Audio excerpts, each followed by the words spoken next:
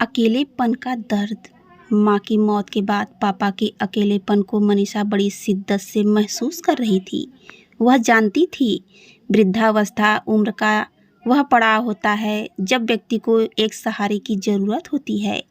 पापा सफ़ेद कुर्ते पैजामे और शाल में खड़े थे। सफ़ेद रंग शांति का प्रतीक माना जाता है, पर मेरे मन में सदा से ही इस रंग से चिढ़ थी। उस औरत ने समाज का क्या बिगाड़ा है जिसके पति न होने पर उसे सारी उम्र सफ़ेद वस्त्रों में लिपटी रहने के लिए बाध्य किया जाता है। मेरे और पापा के साथ हमारे कई और रिश्तेदार कतारबद्ध खड़े थे। धीरे धीरे सभी लोग सिर झुकाए हमारे सामने से चले गए और पंडाल मरघट जैसे सन्नाटे में तब्दील हो गया। हमारे दूर पास के रिश्ते नाते वाले भी वहाँ से चले गए। सभी के सहानुभूति भरे शब्द उनके साथ ही चले गए। कुछ अति निकट परिचितों के साथ हम अपने घर आए।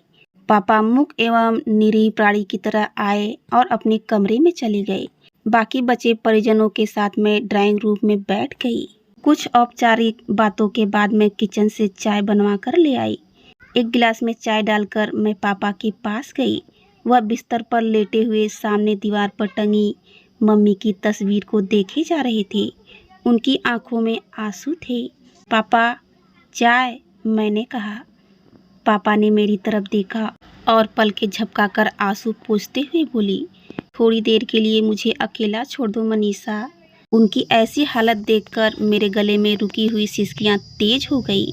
मैं भी पापा को अपने मन की बात बताकर उनसे अपना दुख बांटना चाहती थी। लगा था वह अपने ही दुख से उबर ही नहीं पा रहे हैं।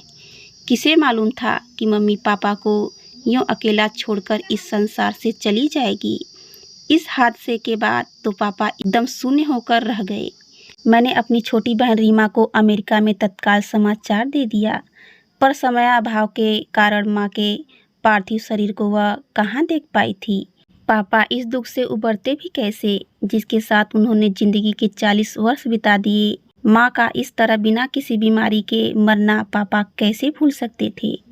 कई दिनों तक रोते रोते क्रमशः रुदन तो समाप्त हो गया, पर शोक शांत न हो सका। पापा की ऐसी हालत देखकर मैंने धीरे से उनका दरवाज़ा बंद किया और वापस ड्राइंग रूम में आ गई, जहाँ मेरे पति मोहित बैठे थे। चाचा जी वहाँ बैठे हलवाई, टेंट वाले, पंडित जी आदि का हिसाब करते जा रहे थे। मुझे देखते ही उन्होंने कहा, आजकल छोटे से छोटे काम में भी इतना खर्च हो जाता है कि बस। यह कहते कहते उन्होंने मोहित को सारे बिल पकड़ा दिए। मैंने मोहित को इशारे से सबका हिसाब चुकता करने को कहा। पापा अपने गम में इतने डूबे हुए थे, उनसे कुछ भी इस समय कहने का साहस मुझ में नहीं था। अच्छा मनीषा बिटिया, अब मैं चलता हूँ, कोई काम हो तो बताना।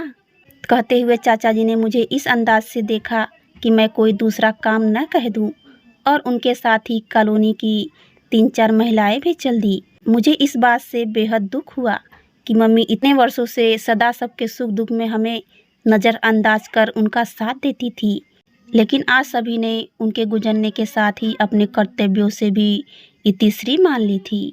शाम को खाने की मेज पर मैंने मोहित से पूछा, तुम्हारा क्या प्रोग्राम है अब? मैं तो रात को ही वापस जाना चाहता हूँ, तुम साथ नहीं चल रही हो क्या? मोहित ने पूछा। पापा को ऐसी हालत में छोड़कर कैसे चली जाऊँ? मैंने रुआंसी होकर कहा, लगता है ऐसे ही समय के लिए लोग बेटे की कामना करते हैं। पापा को साथ क्यों नहीं ले चलती? मोहित बोले, थोड़ा उनके लिए भी चेंज हो जाएगा। नहीं बेटा, तब तक पापा अपने कमरे से आ चुके थे। तुम लोग चले जाओ, मैं यहीं ठीक हूँ। पापा, आपको तो ठीक से खाना भी नहीं बनाने आता, माँ होती तो। और इतना कहते कहते मैं रो पड़ी। क्यों, बाई है ना, तुम चिंता क्यों करती हो? पापा, वह तो 9 बजे आती है। आपकी बेड की टी, अखबार, दूध, नहाने के कपड़े, दवाइयाँ, कुछ भी तो आपको नहीं मालूम। आज तक आपने किया होता तो पता होता। उसने मुझे इतना अपाहिज बना दिया था, पर क्या करूं, करना तो पड़ेगा ही ना। कुछ समझ में नहीं आएगा तो मैं तुमसे पूछ लूँगा। कहते कहते पापा ने मेरी तरफ देखा। उनका स्वर ज़रूरत से ज़्यादा करुण था। अब क्यों रुलाते हो पापा? कहते हुए मैं खाना छोड़कर उनसे लिपट गई। मेरे सिर पर हाथ रखकर पापा ने कहा, उसी ने अभी तक सारे परिवार को एक सूत्र में बांध रखा था। पंछी अपना नीड़ छोड़कर उड़ चला और घोंसला भी एकदम वीराने सा हो गया। मैं क्या करूं? कातरता झलक रही थी उनके स्वर में। पापा, आप हिम्मत मत हारो, कुछ दिनों के लिए ही सही हमारे साथ ही चलो ना। नहीं बेटे, जब अकेले जी नहीं पाऊंगा तो कह दूंगा। फिर एक लंबी सांस लेते हुए बोले, अभी तो यहाँ बहुत काम है। तुम्हारी मम्मी का इंश्योरेंस, बैंक अकाउंट, उनके फिक्स डिपॉजिट, सभी को तो देखना पड़ेगा ना। जैसी आपकी इच्छा पापा, कहकर मोहित अपने कमरे में चले गए। अगले दिन बाई को सब कुछ समझाकर मैं थोड़ी आश्वस्त हो गई। 2 दिन बाद मेरी सुबह की ट्रेन थी। जाने से एक रात पहले मैं पापा के पास जाकर बोली, पापा, कल सुबह आप मुझे छोड़ने नहीं जाएंगे? नहीं तो मैं जा नहीं पाऊंगी। इतना कहकर मैं भरे कंठ से वहां से चली आई थी। सुबह जल्दी जल्दी उठी। तकिए के पास पापा के हाथ की लिखी चिट्ठी पड़ी थी। उसमें लिखा था, जाने से पहले मुझे भी मत उठाना, मैं रह नहीं पाऊंगा। साथ ही 500 रुपए रखे हैं, इन्हें स्वीकार कर लेना। वैसे भी यह सारे आडंबर तुम्हारी माँ ही संभालती थी। मैं ही जानती हूँ कि मैंने वह घर कैसे छोड़ा था।